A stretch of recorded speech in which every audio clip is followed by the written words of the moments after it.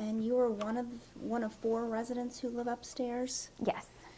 And first of all, you saw the driver. Tell me what you saw.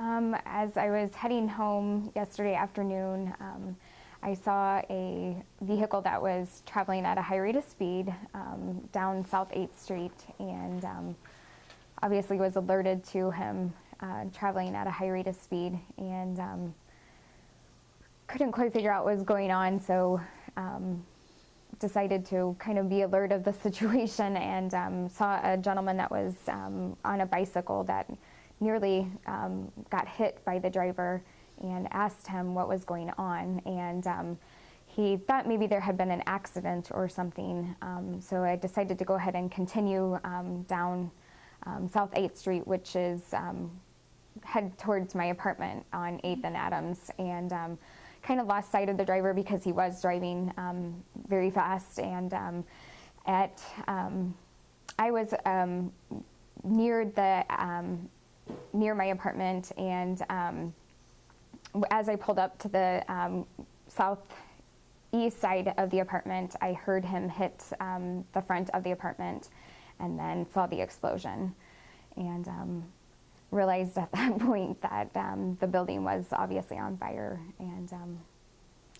And what did you think when you saw that? Or you heard it, right? I heard the building, I heard him hit, and then saw the explosion, and I did call 911, and they had obviously had multiple calls, and it went from I was going to call to report that there was a driver driving at a high speed rate, driving very fast to help me. My apartment's on fire.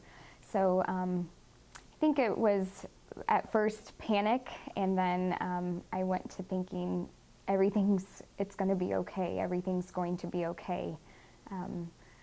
But I knew that it was at that point very bad because I saw the flames going towards, I had a bay window, and I saw the flames going towards my apartment, and of course concern for the driver and concern for if anybody was in the building at that time.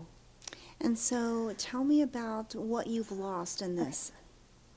I've lost pretty much everything except for my life, which is most important. But as far as clothes, I was able to go to the apartment today and salvage some clothes. There was one closet that had some clothes in it, and an armoire that had some clothes in it. I don't know if the smoke smell, if I'll be able to get the smoke out of it. And then some things that were important to me that probably aren't important to anyone else.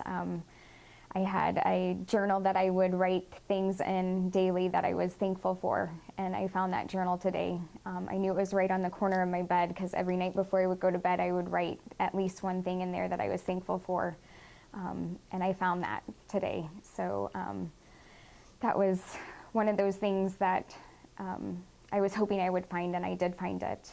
I did find some paperwork, some books, and some toiletries, a few toiletries in my bathroom.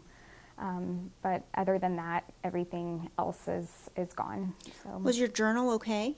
It was very wet, but it is okay. So that's something that I'll be able to hold on. I also found, this is not important to anyone else, like I said, but I found for some reason I had always said if I was ever in a fire, one thing I would try to grab was a stuffed dog that my uncle gave me when I was 5 years old.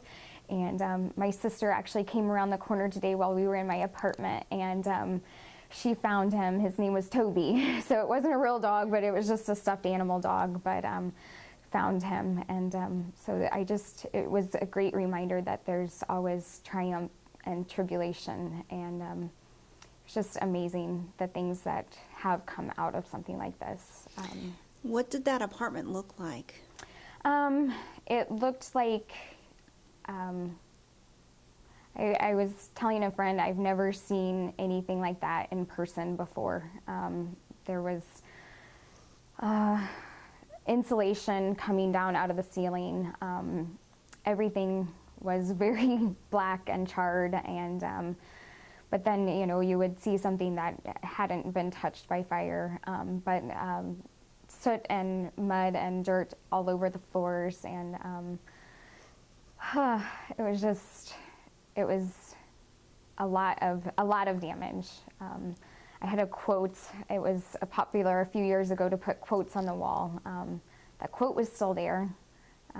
So there were things that you did recognize, but things that were very unrecognizable, and just didn't seem like that was a place where I had built my life for the last few years. So. And you had a chance to go in there before you got the call that it's been condemned?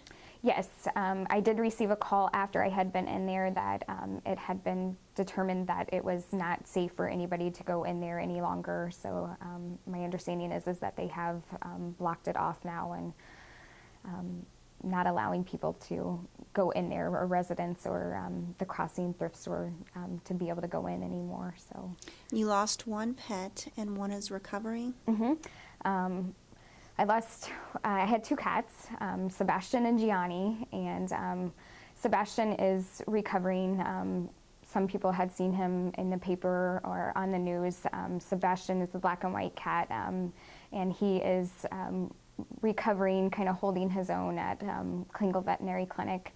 So it's just a waiting game to see how he's doing, and then lost Gianni, but I'm sorry. thank you. How are you getting through this? I'm getting through this with my faith in Jesus, and that's how I'm getting through it. I don't think I would get through it without that. He is my everything, and God is good. And I knew that before, but I think I know it even more now.